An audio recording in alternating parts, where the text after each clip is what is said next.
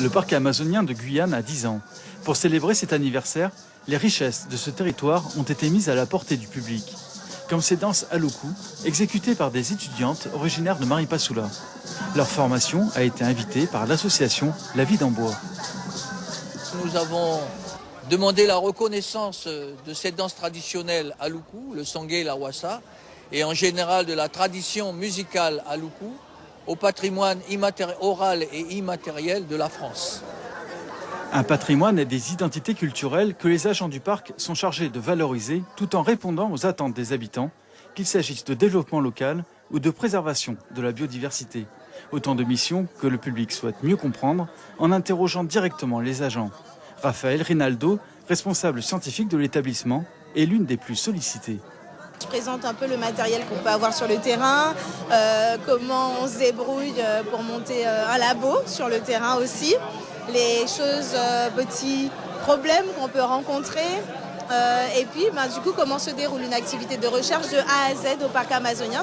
Un peu plus loin, c'est la surveillance et la protection du territoire qui est mise en avant. La réglementation dans le périmètre du parc semble souvent difficile à comprendre pour les visiteurs.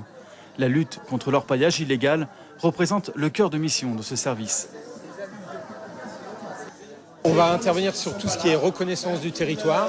Donc on fait des missions fluviales, terrestres et aussi héliportées pour aller avoir une idée de où sont les orpailleurs. Donc sur le cœur du parc, on a les agents commissionnés assermentés, les inspecteurs de l'environnement du parc sont compétents et peuvent conduire des missions pour aller détruire des sites illégaux. Pour changer d'ambiance, il faut se livrer à une expérience sonore.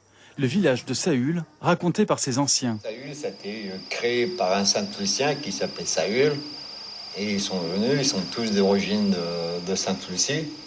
Donc ils sont venus ici, ils travaillaient... Ceux qui connaissent bien la localité, comme ce moniteur forestier, sont comblés, même si aujourd'hui, Saül a changé. Pour moi, ce n'est qu'une confirmation de ce que mes grands-parents disaient, parce qu'ils expliquaient à peu près les mêmes choses. Pour moi, Saül a changé, il y a eu de l'évolution. C'est vrai, beaucoup se plaignent de la route. Ils auraient aimé avoir la route pour avoir plus d'évolution, comme d'autres se disent, voilà, sans la route, on est bien comme on est. Une exposition rassemblant les œuvres de 10 photographes permet au public de prolonger cette expérience en découvrant d'autres regards sur ce territoire.